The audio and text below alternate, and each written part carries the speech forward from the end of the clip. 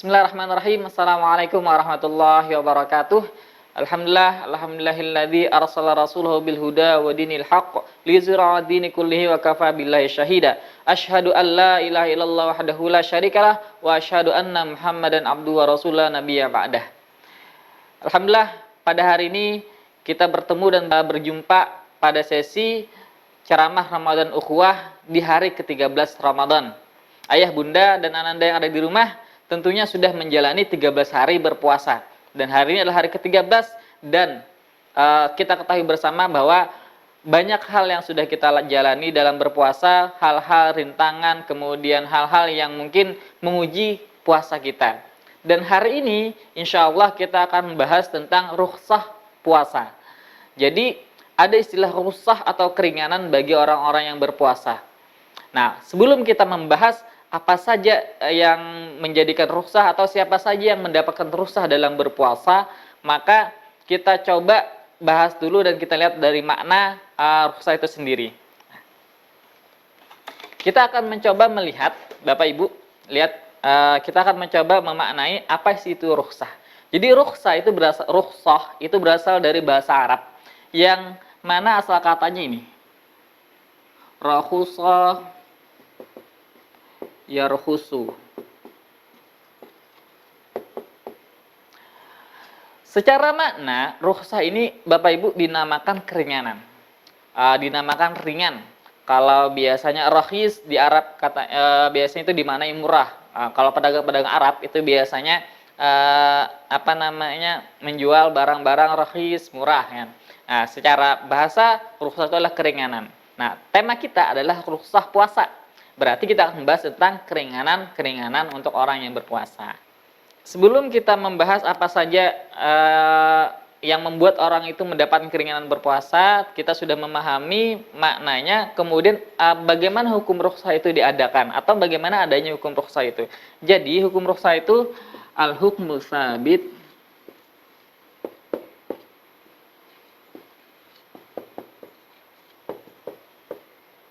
ala khilafid dalil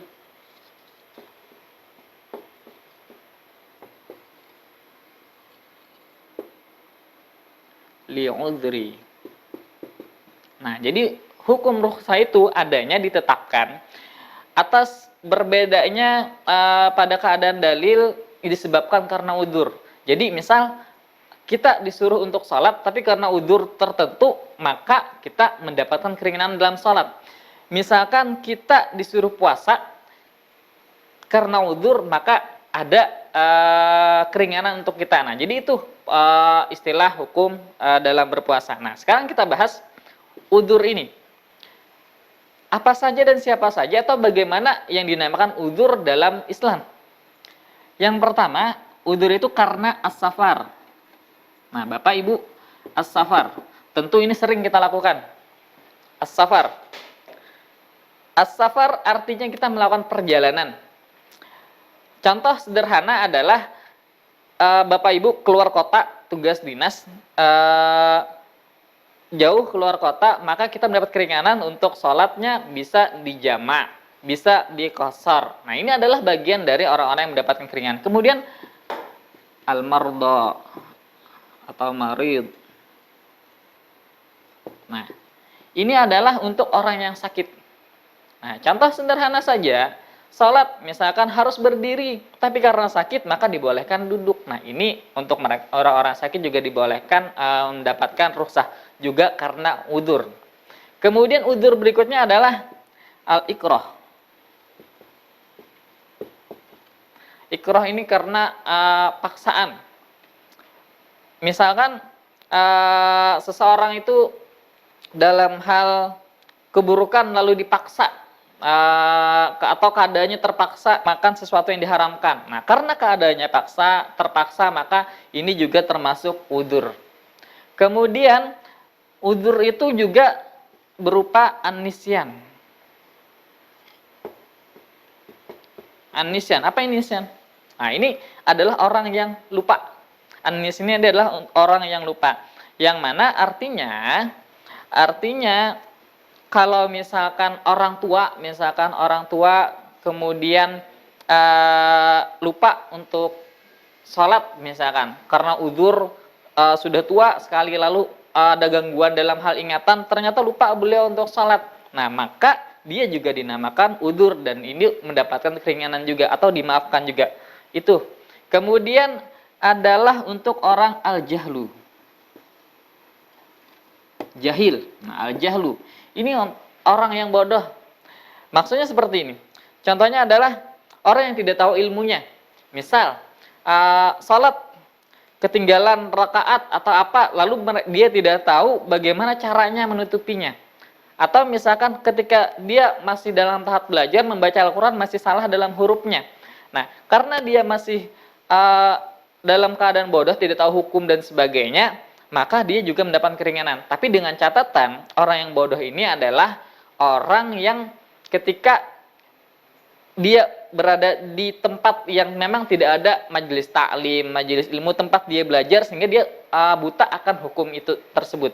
Nah, tapi jika dia berada di keadaan yang memang banyak majelis taklim, majelis ilmu, sehingga dia bisa belajar, maka ini tidak termasuk orang yang jahil. Orang jahil itu adalah kalau memang dia berada di tempat yang tempatnya itu jauh dari tempat menuntut ilmu, tidak ada orang yang mengajak ilmu di sana, tapi dia punya niat yang bagus untuk sholat, untuk belajar secara sendiri, belajar dan sebagainya, maka itulah yang dinamakan orang yang tidak tahu atau bodoh. Kemudian yang selanjutnya adalah al-usru wa umumul balwa.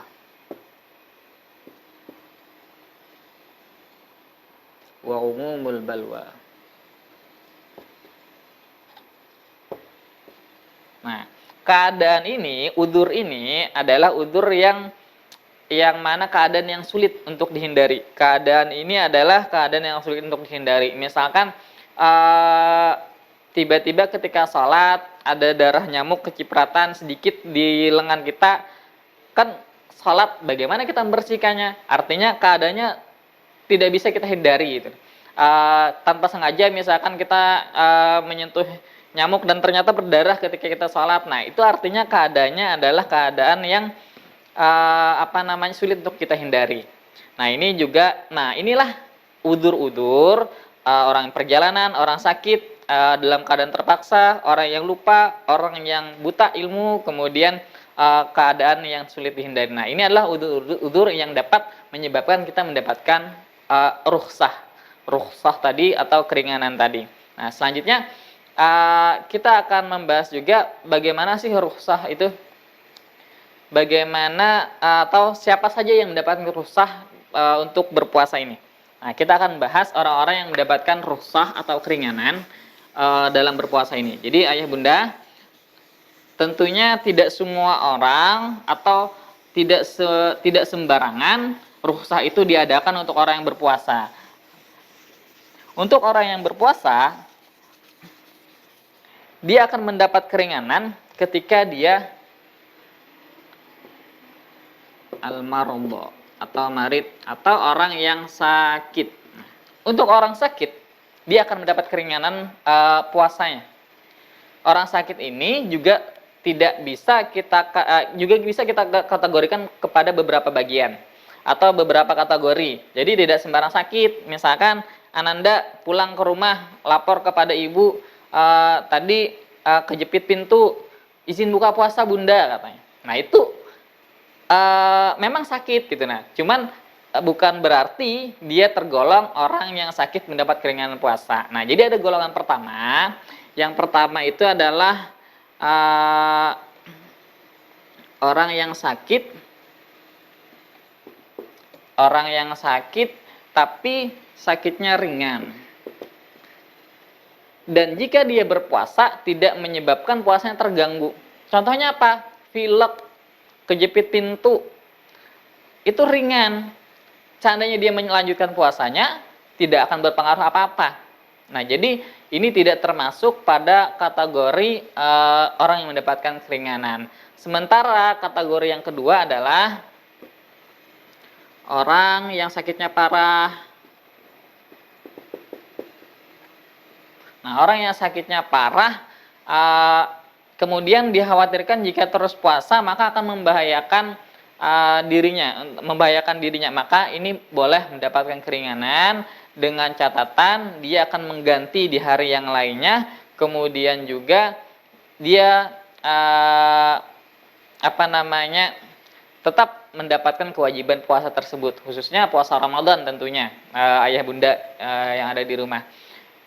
Kemudian yang ketiga, kondisi yang ketiga adalah jika orang yang berpuasa beliau meneruskan puasanya lalu kemudian itu menyusahkan, kemudian menyebabkan kematian,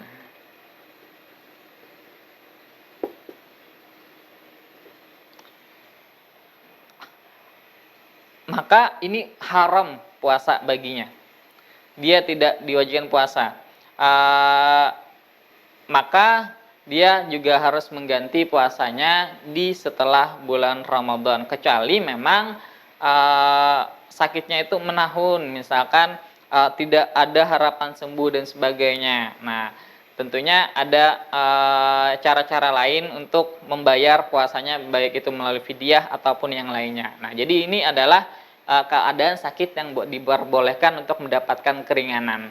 Nah, selanjutnya orang yang boleh mendapatkan keringanan yang kedua itu adalah seperti yang tadi, as-safar. As-safar artinya orang yang bepergian. Sebagaimana disebutkan dalam Al-Qur'an, wa man kana maridhan, orang yang sakit tadi, au ala safarin, atau orang yang dalam perjalanan, fa'iddatun min ayyamin ukhar, maka dia akan menggantinya di hari yang lain. Nah, jadi untuk orang safar juga diberikan keringanan untuk tidak berpuasa. Namun pada zaman sekarang keadaan safar tentunya berbeda dengan zaman dahulu. Sekarang kita dengan mudah dari Banjarmasin ke Surabaya hanya dalam waktu 1 jam. Kalau zaman dahulu safarnya orang-orang dari Mekah ke Madinah itu menggunakan onta, sangat berat perjalanannya. Nah, tentunya safar ini juga ada safar yang memang diberikan rukhsah, ada juga yang tidak layak untuk mendapatkan rukhsah. Nah, kondisi pertama adalah orang yang safar tapi menyulitkannya untuk berbuat kebaikan.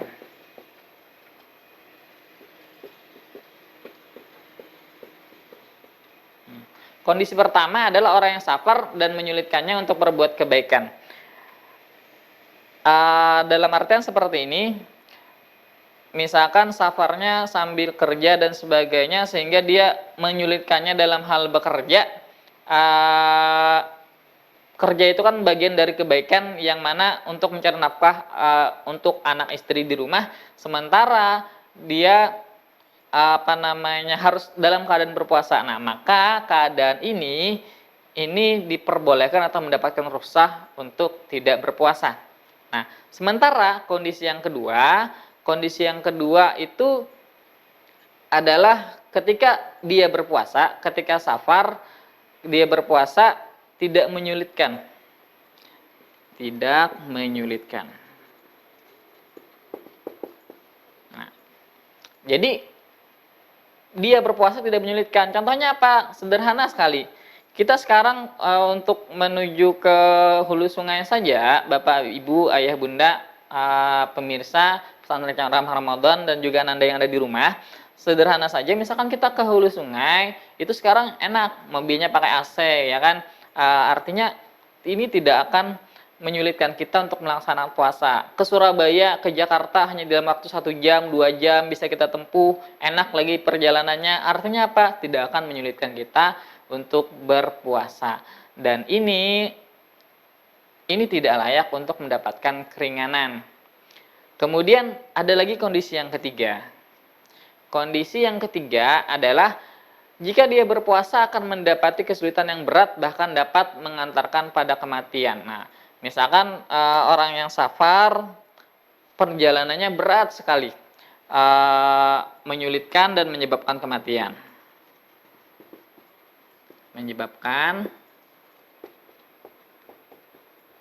kematian. Nah, misalkan dia harus safar dan berat perjalanannya, misalkan pakai onta, mungkin ini adalah ilustrasi bagaimana zaman dulu. Nah, seandainya dia berpuasa, maka dia sangat kehausan dan sebagainya dan bisa menyebabkan kematian, maka dia juga layak untuk mendapatkan keringanan atau rukhsah tadi. Rukhsah untuk orang yang berpuasa. Nah, selanjutnya yang ketiga orang yang layak untuk mendapatkan rukhsah dari puasa itu adalah wanita yang haid atau nifas. Nah, ini sudah jelas, sudah lumrah, kewajiban sholat pun tidak dibebankan kepada wanita haid atau nifas, kemudian juga tidak dibebankan juga puasa atas wanita haid dan nifas. Nah, jadi dia juga diwajibkan untuk menggantinya di hari yang lain, kemudian ada yang mewajibkan juga untuk membayar fidyah. Nah, ini adalah bagian yang ketiga. Kemudian untuk yang keempat itu adalah ibu hamil dan menyusui. Untuk ibu hamil dan menyusui, ayah bunda di rumah, jika ada yang sedang hamil bundanya atau sedang menyusui, nah maka untuk ini juga tidak dibebankan atau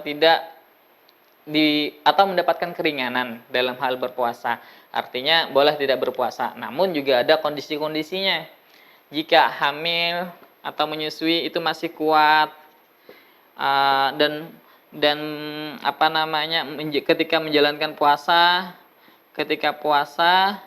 itu tidak berpengaruh pada kehamilannya, artinya tidak muntah atau tidak kejang atau tidak mengalami pusing yang mengakibatkan bahaya terhadap janinnya, atau ketika menyusui, ibu yang sedang menyusui kuat ketika puasa dan tidak menyebabkan terjadi hal-hal yang tidak diinginkan terhadap anak atau bayi yang sedang dikandungnya, maka ini diperbolehkan untuk melanjutkan puasanya, untuk berpuasa. Artinya rukhsah atau keringanan kepada dia bisa tidak diberlakukan. Nah, namun jika dalam keadaan lemah dan ketika puasa menyebabkan sakit anaknya, kemudian juga kehamilannya dapat terganggu, maka beliau ini mendapatkan rukhsah untuk tidak berpuasa. Ayah bunda dan ananda pemirsa pesantren ceramah Ramadan Ukhuwah, bagian yang terakhir yang mendapatkan rukhsah atau keringanan dalam berpuasa adalah untuk orang tua dan orang sakit yang tidak ada harapan sembuh.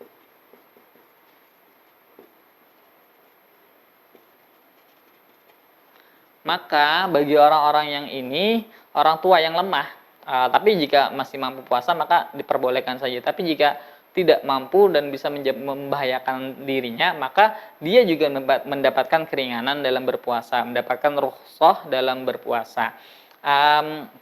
Sebagaimana ini disebutkan dalam surah Al-Baqarah, wa 'alal ladzina yutiqunahu fidyatun ta'amu miskin, yang artinya adalah bagi orang yang tidak mampu, orang yang berat menjalankannya, maka dia wajib membayar fidyah kepada atau memberi makan kepada fakir miskin. Nah, jadi ini bagian terakhir yang menjadikan atau orang yang mendapatkan keringanan dalam berpuasa. Nah, jadi ini adalah keadaan-keadaan yang diperbolehkan untuk mendapatkan rukhsah dalam berpuasa sehingga mendapatkan keringanan, dapat menggantinya di hari yang lain, dan juga sebagian diwajibkan untuk membayar fidyah dari orang-orang yang dapat keringanan ini. Nah, ayah bunda pemirsa pesantren pesantren ceramah Ramadan Ukhuwah yang ada di rumah, Mudah-mudahan apa yang disampaikan hari ini dapat membantu dalam hal memahami keringanan berpuasa, sehingga apa yang nantinya menjadi keadaan atau yang menjadikan kita harus mendapatkan keringanan, kita dapat mengetahuinya. Dan tidak semua, artinya tidak semua dari semua keadaan kita itu bisa mendapatkan keringanan, kecuali keadaan-keadaan yang tadi sudah dijelaskan. Nah, demikian apa yang bisa disampaikan hari ini, dan kiranya kita cukupkan. Mohon maaf atas segala kesalahan dan kekhilafan. Yang benar hanya milik Allah Subhanahu wa taala. Salah dan khilaf dan kekurangan hanya milik saya pribadi, dan saya ucapkan terima kasih atas perhatiannya. Syukran jazir ala ihtimamikum. Hayya bina fatim bikar alhamdulillah. Alhamdulillah rabbil alamin. Akhirul kalam. Assalamualaikum warahmatullahi wabarakatuh.